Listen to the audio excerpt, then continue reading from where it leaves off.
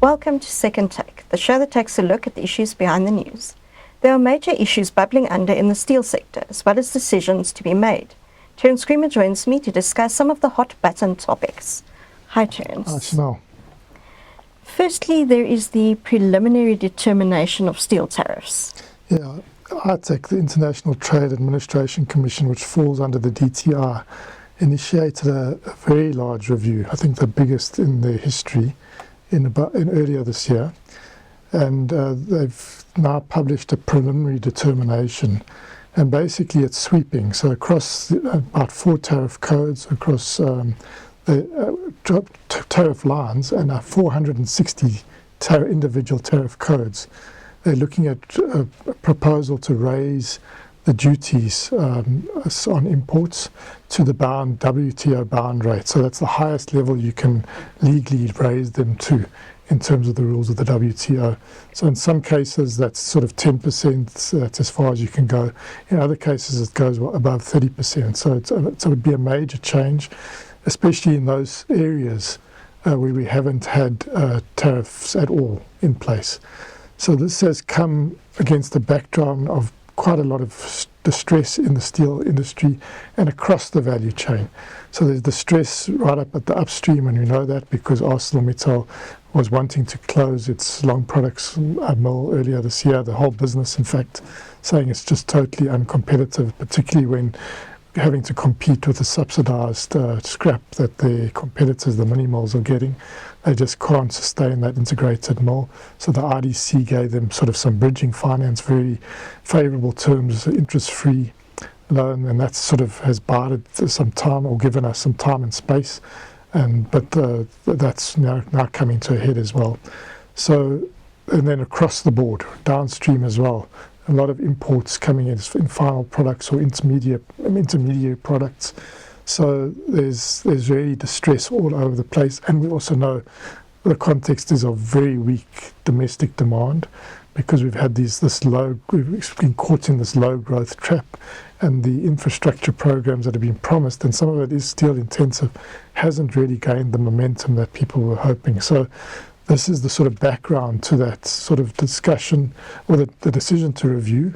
And now we've seen, to their credit, ITAC haven't just implemented, they've put out a preliminary determination, and they've given some time to comment. What are the next milestones to look out for on the tariff front? So the big next milestone is the comment. So the companies across the value chain need to get their comments into ITAC or ask for an extension. These comments have to be in next week, according to the initial Gazette notice. But I think that ITAC will want to hear what the industry has to say. And, you know, if you're wanting to put a more packaged, or have a hearing with ITAC, you can also do that. So I think there will be some time given to the industry to respond, because it has major consequences. 460 tariff lines, tariff codes, that really, it covers imports, according to some analysis by XA Global Trade Advisory, that covers something like 51 billion rands worth of imports.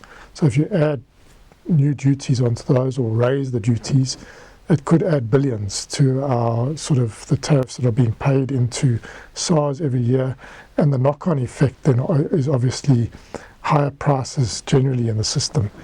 So it will have an impact, especially if you say weren't facing a tariff and suddenly there's a 30%, and you use that as an input into whatever you're producing. You can imagine your competitiveness is going to go for a board of chalk. So those sort of companies need to make urgent representations to ITAC, and I think that's the next milestone. Then after that, we'll have to see what the final determination is, if there's been any moderation.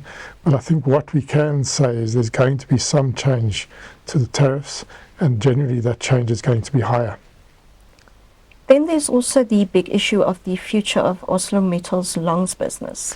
Yeah, so that's coming to a head, as I said earlier, because ArcelorMittal made it clear that they wouldn't have been able to not wind down the business if it hadn't been for the support they got from IDC. It's 2.6 billion rands worth of support, part of that in the form of an interest-free loan. So that has now been fully drawn down, and the next sort of line in the sand is the end of September. But the ArcelorMittal is also saying that technically to close the mill down safely and to put it into care and maintenance so that there's any prospect of reopening it, you don't want to damage the mill. There's a number of steps that they have to take technically, and so they have to start that process of winding down the furnaces and shutting them down safely. So we're sort of in that crunch period now. The IDC made a presentation this week during the annual results and were quite coy about whether they were prepared to do anything more with ArcelorMittal. They say, look, the DTIC is really leading this process of looking how to salvage Newcastle in particular, but the longs business more generally, and that decisions will have to be made there, and then they'll see how they fit in. But they have made it clear that they can't go this alone. They're not prepared to buy out the longs business and try to operate it as IDC. Therefore, I suppose, has the DTIC, through its efforts internationally, found a strategic equity partner, for instance, or a domestic one? Is there someone willing to come in? That's not clear, but those decisions really have to be made soon. Otherwise, that mill will have to be closed.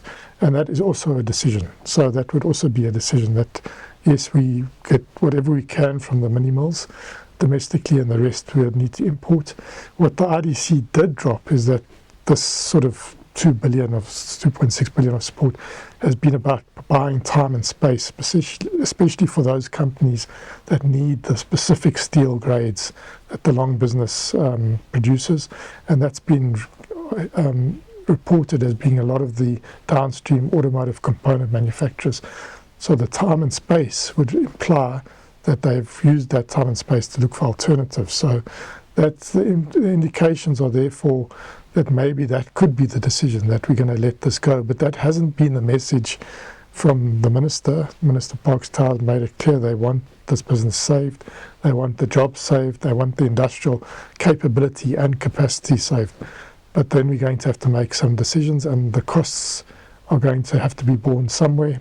And ultimately, it comes down to the consumer or the taxpayer, and we'll have to. And we know that the fiscal balances are so poor that the taxpayer is really not in a position, and the consumer is also, as we can see with what's going on with the whole tariff review, the downstream industries are really under pressure. So it's going to be a difficult call. Finally, metals firms are concerned about a lack of clarity on preferential procurement. So, this whole issue of domestic demand, that's key to salvaging the downstream and the upstream. In South Africa, we've had more than 10 years now of just limping demand and at the same time rising imports. So it's really been a sort of a perfect storm for the steel industry, and we're still in that storm. And there's a lot, as was earlier in the, when we were trying to get out of these difficulties, a lot of store was given to designations. So we would designate in the Preferential Procurement Act that certain steel products would have to be sourced locally. So there was a flurry of designations that were made. There was a challenge to the PFMA, and the government lost that challenge, that legal challenge. And there have since been interim rules really around preferential procurement. So not so much that it's in the tender that this product has to be sourced locally, and there's going to be this much localization and this much local content within those products that are going to be sourced. That used to happen, especially when knowing the renewables program. Those procurements were quite specific around local content. That has all in the last few years been taken out as the legal challenge came through. But now we've got these interim sets of rules which are very unclear. Government departments aren't really applying anything uniformly. And we've got potentially large steel-intensive programs coming through, especially the grid program, the TDP, the Transmission Development Plan, which involves really hundreds of billions. It's a massive program, and it's very steel-intensive, as I said. So are these products going to be designated as we roll out, both from an Eskom side, as well as now we know we've got a tender coming for what we call independent transmission projects.